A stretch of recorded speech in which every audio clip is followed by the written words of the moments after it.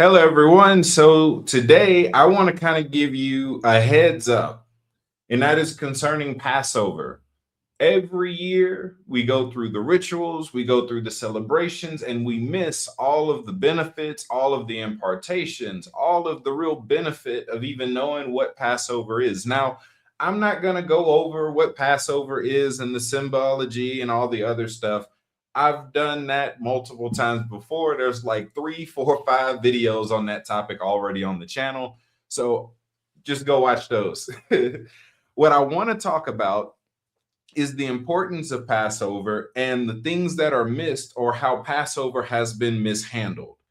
So, this is to get you in the right framework so that once Passover gets here, you can actually benefit from it. So, just to touch on a little bit of the importance of Passover, even the Passover ritual itself is consuming the body of Christ and the blood of Christ. That bringing you, it invokes the law of consumption, which means that you are what you eat, you become what you consume. Let's keep the revelation simple. So, by consuming the body of Christ and drinking the blood, blood again is records. Right? So you're dealing with information, you're dealing with records, you're dealing with the information of Christhood. That helps to shift you into a state of Christhood yourself if you let it. Now, Passover this year is between April 1st and April 9th, sundown to sundown. So there's 9 days of engagement, but there's a gap of 50 days that happens between Passover and Pentecost that most people don't pay attention to. See, every time you have a feast day, there's some level of impartation. There's something you're supposed to receive during a feast day. The feast day of Passover deals more so with your identity. So, for those of you who are trying to start a new life, be a new person, this is your holiday. It doesn't matter if you know the Hebraic, if you mess up the Hebraic every time it comes around, right? So knowing that it's really Passover and not Easter, knowing all this stuff does you no good if you don't know how to tap into the benefit of it. So one, recognize that Passover is a feast day. The feasts, the lamb, the wine, the bread, all of these deal with Christhood. But it also deals with redemption. The shedding of blood is super important for the archetype of Passover. Blood, again, being record, so it deals with the renewing of the mind and the renewing of the self. It's the transition of you from one thing to another. Passover is an annual blood transfusion that helps to get you out of one state and into another. If you don't like who you are now, guess what? Passover is your opportunity to become something new.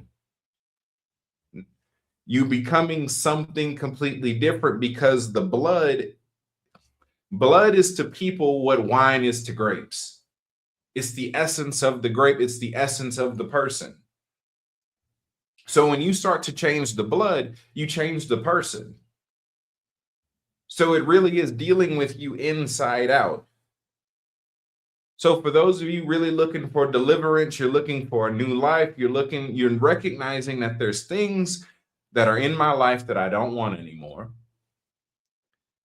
There's a way that I want to live my life, right? I'm tired of the mundane. Many of you are hungry for the supernatural. You say, you know what?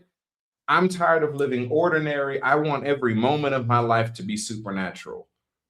I want to see, I want to feel, I want to hear, I want to do miracles, signs, and wonders. I want the gifts. I want the abilities. I want clarity. I want prosperity.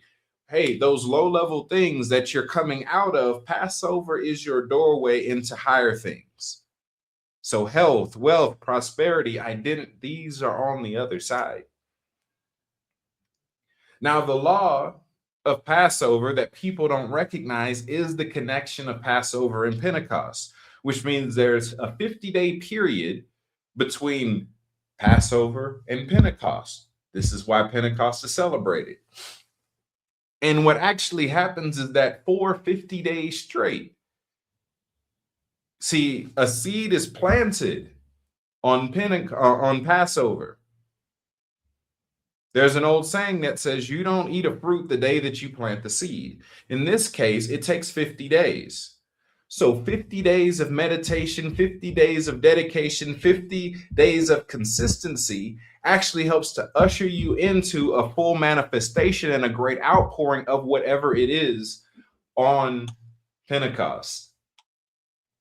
So often when we think of Pentecost, we think of, oh, it was just this massive move, and forget that it was 50 days after Passover, that they were simply receiving an increase on what they'd already invested in.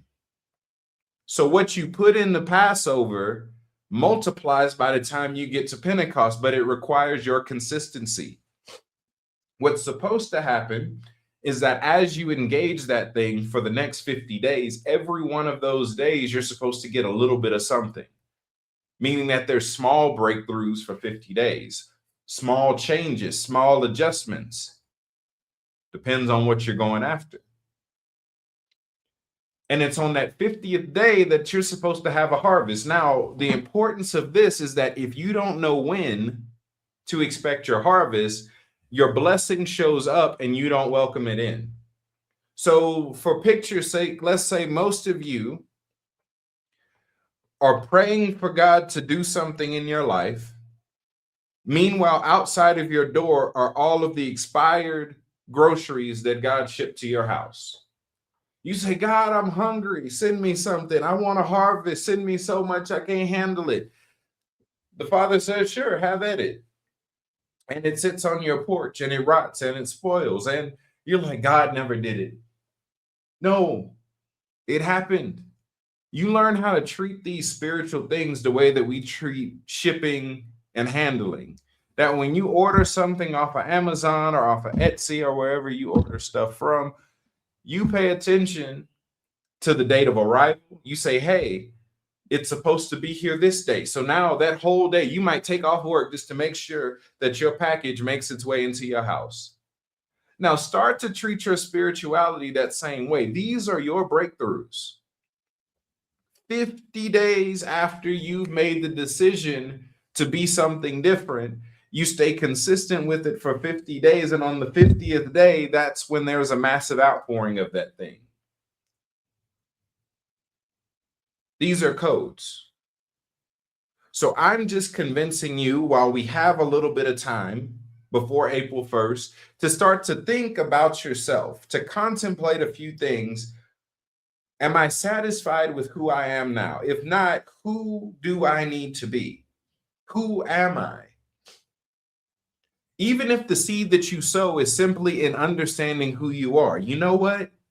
I don't know who I am.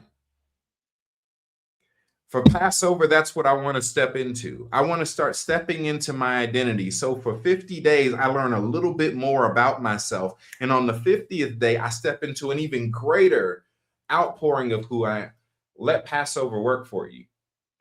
Let it change the dimension that you live in. Let it shift you between realms. Let it change your life. And that's really all I got for y'all. As I said before, I've done plenty of other sessions talking about Passover. You can find them on the YouTube channel to learn more of the details, the cultural symbology, other spiritual codes and things. That's already here. This, I just wanted to drive the fact home because I want to see y'all prosper. I want to see y'all's lives change. And that can't happen if y'all don't know when to sow and when to reap and when to bring your harvest in. A decision is made on Passover.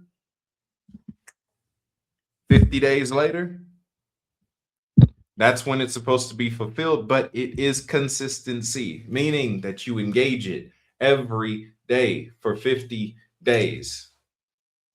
And then you watch your life change. That's it, y'all. Y'all be blessed. As usual, if you want to connect with me and all the things that I have going on, my courses, classes, events, Dunamis Day is coming up. For those of you in the Houston area, I'd love to see you in person. All information can be found on my website, caveofmystery.org. If you go to .com, nothing is going to show up because that's not my website. But that's all I got for y'all. Y'all be blessed. Later.